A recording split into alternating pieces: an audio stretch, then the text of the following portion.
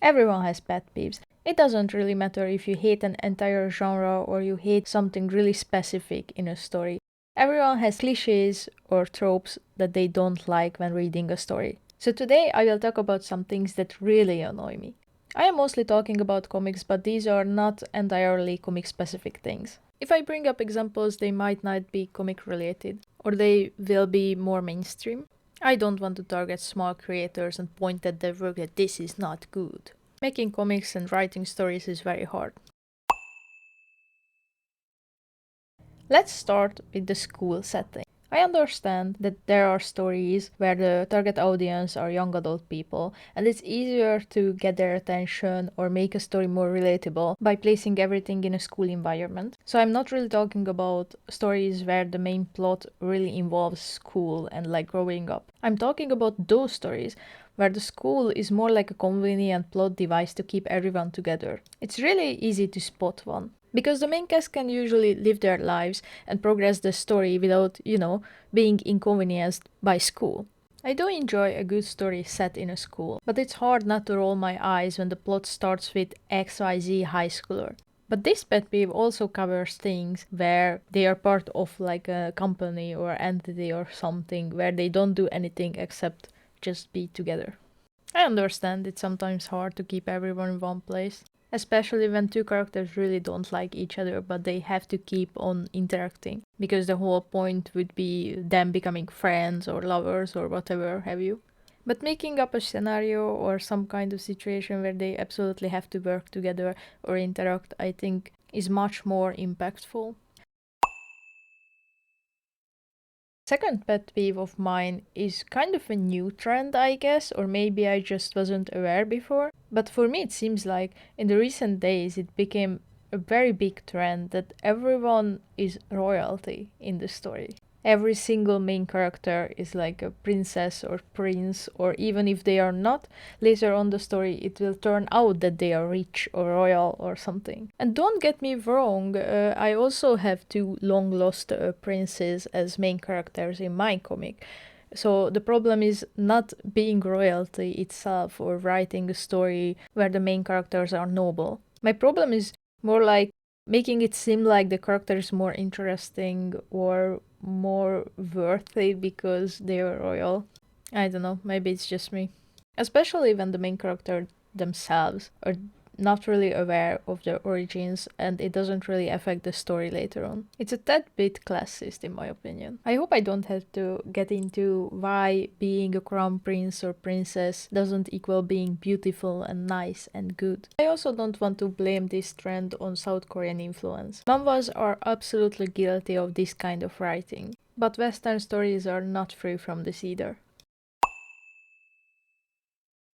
The third pet peeve is very comic specific, and these are 3D backgrounds. These are very good tools, or at least they can be. I also use 3D props or backgrounds sometimes, but it really throws me off when they are not really implemented into the art style, they are just left there. They're really immersion breaking, for me at least. It was also my bad for choosing this title 3D backgrounds for this part of the video, because backgrounds I can accept. What I cannot accept are the 3D food and animals. They look so weird and off. And I am 100% sure they're using them to speed up the process of drawing and everything, but it just bothers me so much.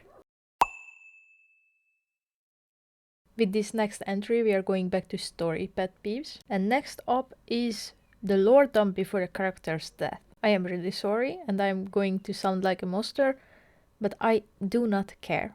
I won't really care about Miss Extra number 3 just because she's telling me about how hard her childhood was and she's going to her wedding. But I also won't really care about an alleged main character I don't really know nothing about just because she's explaining her backstory in 5 minutes before her dying. And it is not because it's not sad. But I also don't feel like I have any personal involvement.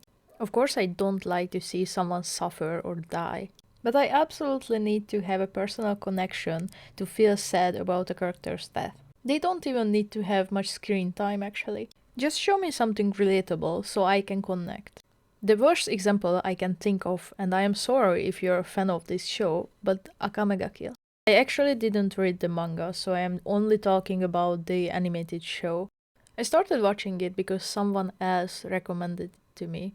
And although I have read a lot of comments about how sad and tragic this story is, I didn't really feel anything.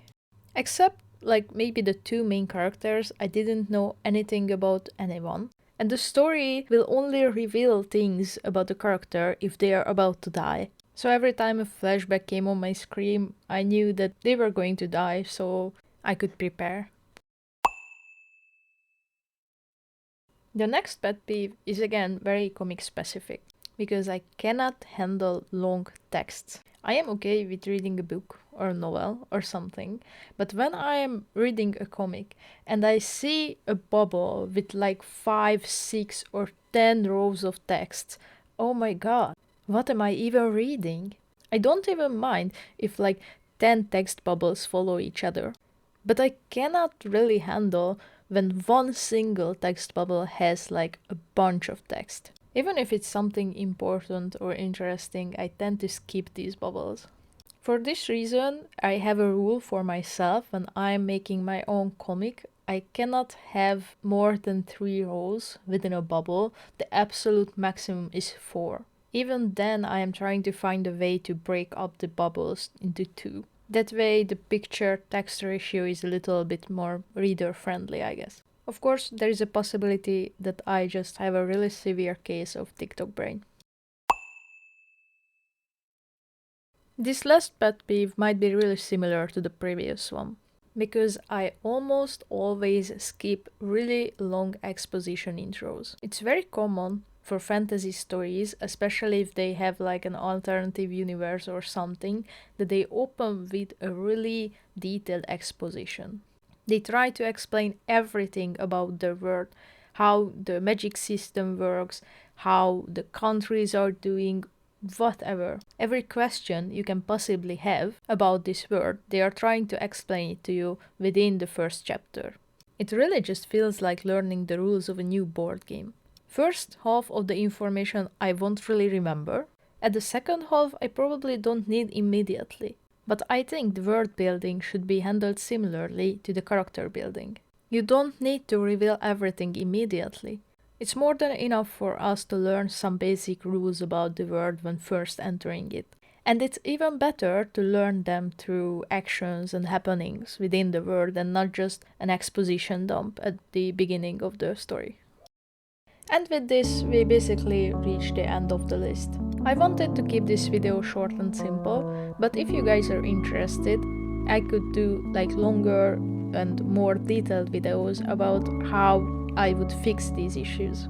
Or maybe do a part 2 with even more pet peeves. Let me know which one do you agree or disagree with in the comments.